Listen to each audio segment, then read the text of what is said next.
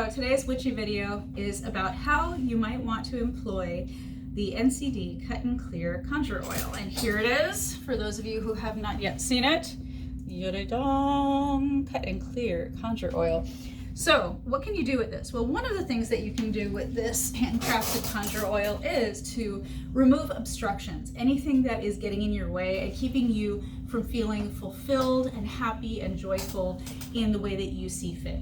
That could be a person in your life who's stealing your energy or just creating obstructions or unnecessary stress, or it could simply be a set of circumstances. Whatever that is going to be represented by this candle here. Black is a color that we often use in various types of magic to represent creating space. You're creating openness or yin. It's also used in protection and in banishing. So that's the color we're going to use today for whatever is in your way.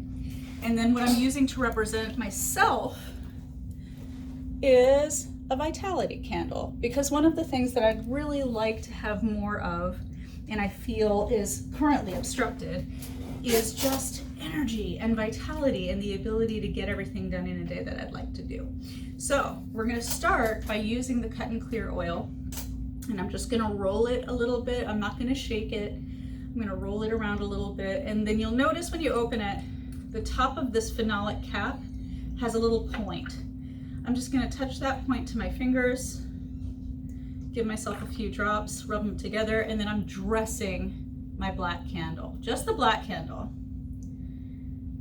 The vitality candle has already been enchanted with the appropriate herbs and oils to improve and increase vitality. So that's my Cut and Clear oil. That has now gone onto the candle that represents my obstruction. The next thing I'm going to do is light these two candles. Now, your vitality candle has a paper label on it.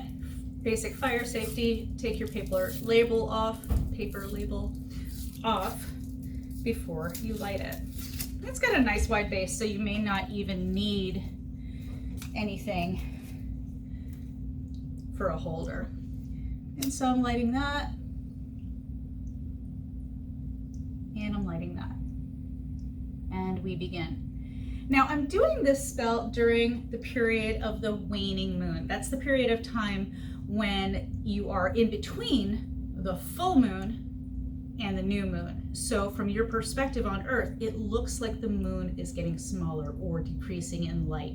That's a really good time for clearing out, dismissing, banishing, getting things away from you.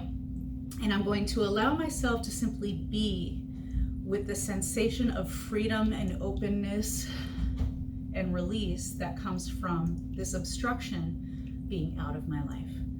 And so I'm going to give that a few minutes, really going to try to be with the feeling of freedom that I will be left with once this obstruction is truly gone.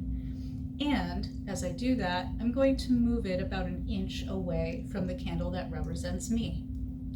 When I'm done, I'm going to snuff out these candles. I don't want to blow them out, and that's just my preference. Traditionally, there are some people who will absolutely blow them out and light them back up when it's time to do your spell again. I prefer not to, so I'm going to be brave, and I'm going to just pinch them out when I am ready to be finished with this part of the spell.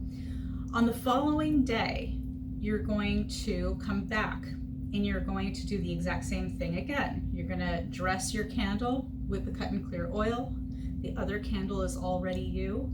And then you're going to, after you've lit them both, you're going to move it a little more away. You're going to do this for 9 consecutive days, preferably at night. Again, preferably during the waning cycle of the moon. And you don't want to skip a day. You'll notice that your mind will kind of try to trick you and get you not to do it, or you'll feel annoyed at the fact that it's time to do it. That is just the part of you that's connected to the obstruction, trying not to let go. Bad habits, old habits, they're hard to break, and that's why. And you're going to keep doing that every day. When you light these candles, you're going to move them further apart. Notice that you're only moving the obstruction candle away from the candle that represents you. You are standing fast in your center. You keep going until the surface that you're using for your spell is, you've run out of space. And hopefully that's right on the 9th day. When you're finished with it on that 9th day, you are going to blow out the candle that represents your obstruction, and you're going to toss it. You're going to get rid of the remains.